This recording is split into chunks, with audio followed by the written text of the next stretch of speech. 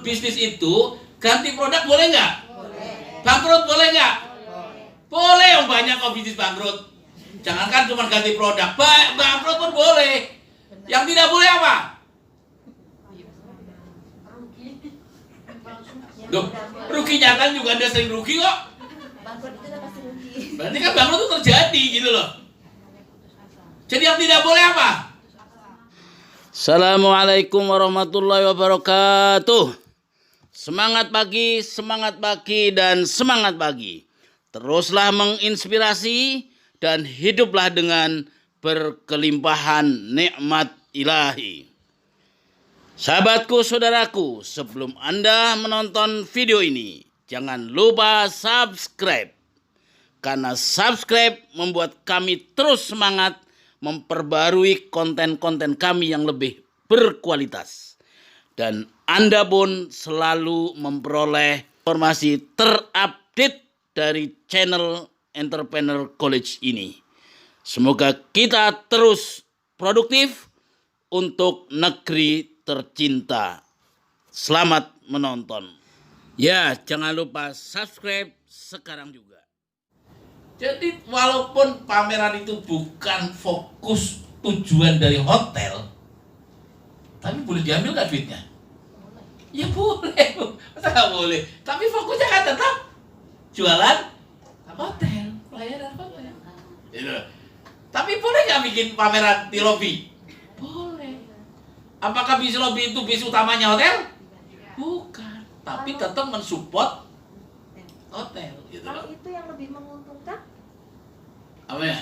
Misalkan kayak hotel dari Basar, tapi Basarnya lebih menguntungkan daripada. Ya nggak apa-apa, bikin aja divisi baru, Kembangkan. ya kan? Tim baru, fokus baru, nggak apa-apa. Kan ganti produk boleh. Ganti produk boleh nggak? Boleh. Bisnis itu ganti produk boleh, bangkrut itu boleh. Jangan. Saya sih nggak mau ganti kalau saya. Kalau saya sih nggak mau ganti, tapi tetap bersimbiolasi sebetulnya seperti saling berkaitan. Ya bagus kalau bisa seperti itu. Ya, seperti itu. Tapi faktanya kan bisnis itu ganti produk boleh nggak? Boleh. Bangkrut boleh nggak? Boleh. Boleh. Yang banyak kok bisnis bangkrut. Jangankan cuma ganti produk, bangkrut pun boleh. Benar. Yang tidak boleh apa? Rugi. Duh, ruginya kan juga Anda sering rugi kok. Bangkrut itu udah pasti rugi. Berarti kan bangkrut itu terjadi gitu loh.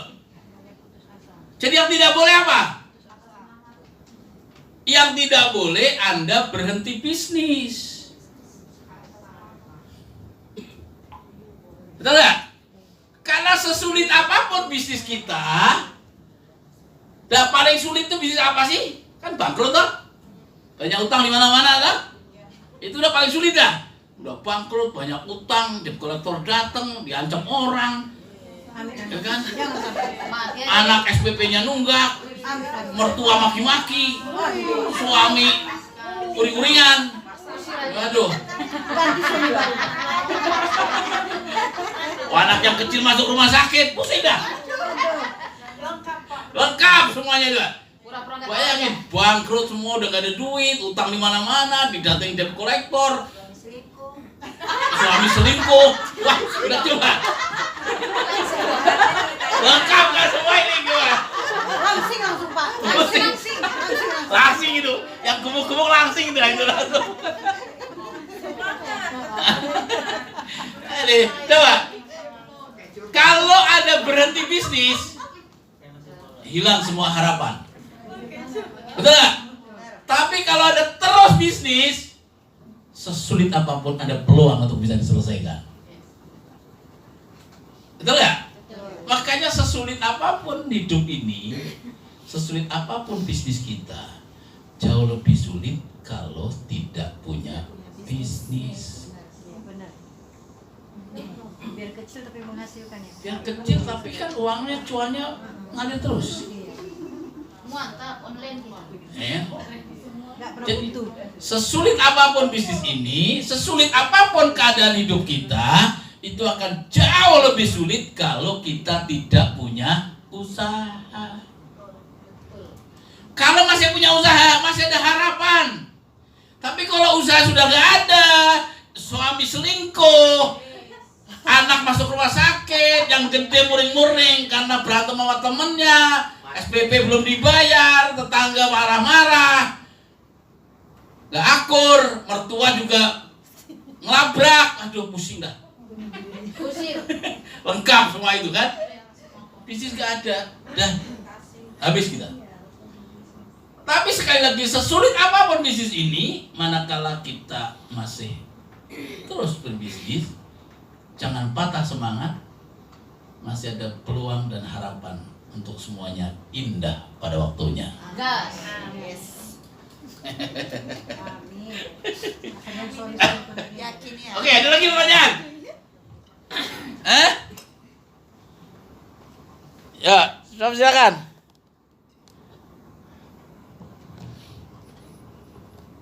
Nih, saya videoin soalnya. Kalau ini Pak, katakan dalam perusahaan itu kan kita perlu pembangkit ya Pak. Ya, terus Bu. Nah, jadi kadang-kadang ya karena saya juga udah merasakannya, kita nggak tahu apa yang akan terjadi ke depan ini, nggak tahu kita. Tapi kadang-kadang kita butuh orang lain untuk penyemangat kita. Ya contohnya ya seperti Bapak yang Bapak bilang tadi kan, kita membutuhkan orang lain juga dalam itu. Motivasi Karena mungkin. untuk bangkit itu nggak segampang membalikan telapak tangan Pak. Oke, terus pertanyaannya apa? Ya itu tadi bagaimana cara. Curhat apa? Curhat apa?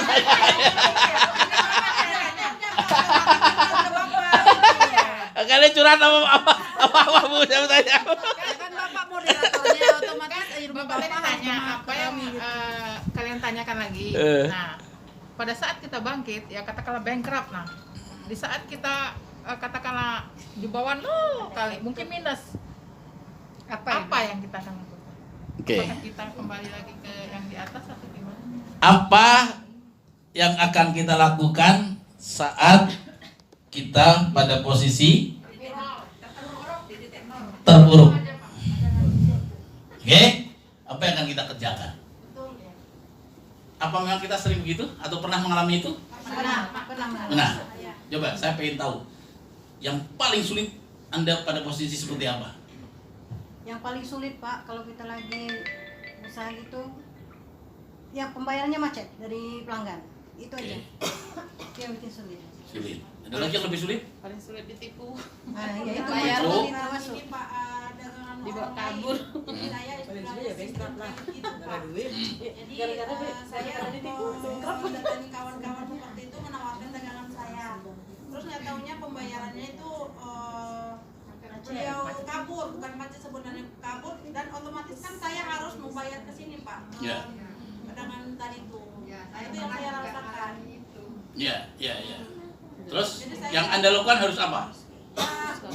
Ya, itu dia harus tetap membayar itu setoran saya ke pertama itu. Ya iya, memang harus begitu. Betul. Karena hutang itu boleh. Yang tidak boleh tidak bayar hutang. Betul ya? Hutang itu boleh. Yang tidak boleh tidak bayar. Jadi saya kayak gitu nggak optimis lagi Pak. Gitu. Oh, ganti lagi. Jadi down gitu ya. Oke. Kapok jadi. Ya, sekali lagi, jangan pernah meletakkan bisnis itu dalam genggaman Anda. Ingat, bisnis ini amanah. Itu titipan. Apapun Allah berkehendak bisa diambil. Dan suka-suka dia caranya ngambil. Kembalikan. Ada yang punya. Ya kan? Kembalikan. Ada yang punya. Siapa yang punya? Allah. Karena bisnis ini itu titipan. Itulah. Bahwa dalam mengemban amanah titipan itu kita harus ikhtiar terbaik untuk menjaga yang terbaik supaya amanahnya tetap bertahan di kita. Allah terus menambah amanah kita lebih besar lagi. Ya itu namanya ikhtiar. Maka ikhtiar kita hadir di seminar seperti ini bagian dari ikhtiar. Yang tadinya tidak ada harapan lagi, sekarang muncul semangat baru. Ya. Ya, benar Pak. Ya kan? Ya. Yang tadinya bingung, sekarang udah tahu nih mau kemana gua. Gitu loh. Yang tadinya gak ada tempat saya bermengadu, sekarang ada. Caranya saya ngomong. Karena memang masalah kalau Anda cerita bisnis kepada orang yang tidak tepat. Ya, coba. Anda bisnis, Anda seorang pengusaha, tentu punya masalah. Ya. Coba masalah Anda yang tersulit itu ceritakan sama mertua yang juga bukan bisnis. Coba, apa yang terjadi? Ya kan? Sama kan, berarti Anda cerita orang yang salah. Coba cerita sama suami, ya kan? Atau suami bisnis bangkrut seperti itu, cerita sama istri, yang ada berantem. Ya kan? Kamu sih tak kasih uang nggak bener dan wah, cecok rumah tangga. Karena tidak sepaham. Apa itu tidak terjadi saya? Terjadi Bu di saya Bu. Karena tidak mudah. Karena yang tersulit di dalam bisnis itu bukan mengerjakan barang-barang bisnis kita, tapi semangat kita, mindset kita, mental kita. Kita berantem sama suami, berantem sama istri hanya karena belain bisnis kita. Itu mental Pak di situ. Bukan sekedar uang. Betul nggak? Bukan sekedar uang di situ, bukan sekedar barang yang Anda transaksikan. Tapi ada komunikasi, ada batin, ada rasa, ada mental, ada otak. Ini loh yang terjadi. Dan ketika Anda nggak kuat itu semua, stres, drop, depresi, bunuh diri. Banyak makanya orang-orang di luar sana, ya kan? Karena nggak tahu tempat pulang kemana. Makanya saya selalu bilang, gimana lanjutnya? Kembalikan kepada yang punya. Sujud. 2/3 malam hidupkan. Ya, tahajud, serahkan sama Allah.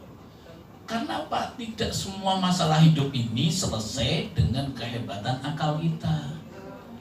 Ada masalah-masalah yang tidak selesai dengan akal kita, tapi akan selesai dengan ketawakalan kita. Dan itu waktu akan membuktikan.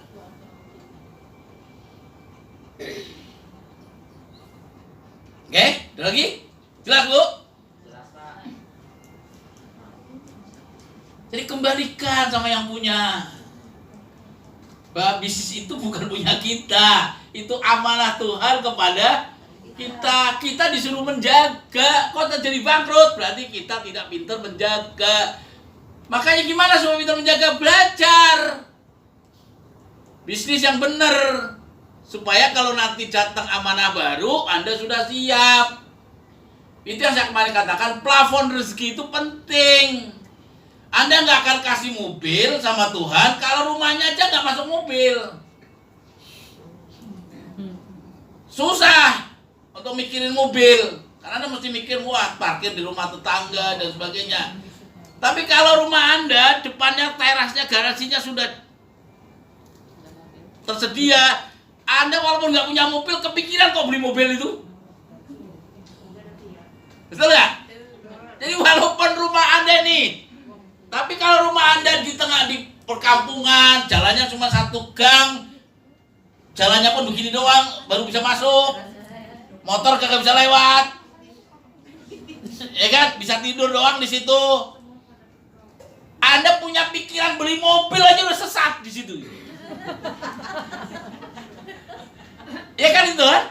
Tapi beda kalau rumah Anda, jalan raya depannya, halamannya lega, ada garasinya. Walaupun hari ini kere, nggak punya mesin, nggak punya mobil, kepikiran nggak ada beli mobil? Selalu kepikiran, kapan kita ada mobil di sini lah, itu. Mindset otak Anda udah kebangun, aku kudu punya mobil. Tapi kalau yang rumahnya gang sempit, nggak kepikiran Bu. Saya yakin yang kepikiran punya mobil tadi lebih cepat punya mobil itu. Itu yang saya katakan, plafon itu rezeki itu yang disiapkan. Allah tidak akan ngasih Anda 100 juta kalau dikasih 10 juta aja nggak kuat. Allah tidak akan ngasih Anda 100 karyawan kalau dikasih 3 aja nggak bisa ngurus. Padahal karyawan 100 dan karyawan 3 orang, bisnisnya besar mana? Hah? Besar yang 100 dong. Tapi kalau Anda nggak siap, Anda nggak kuat. Karena apa? Ya ilmunya nggak nyampe, wadahnya nggak nyampe, keranjangnya nggak cukup. Allah itu ngasih ya sesuai dengan persangkaan hambanya. Karena hambanya mikirnya hanya paling tinggi beli motor, ya cuma kebeli motor. Jadi bukan salah Tuhan, tapi salah Anda tentang persepsi tentang Tuhan. Gitu. Jadi buat Anda yang belum pergi haji, buat Anda yang belum umroh, buat Anda yang belum punya rumah, harus dipikirkan dulu. Gambar itu Mekah, nggak apa-apa.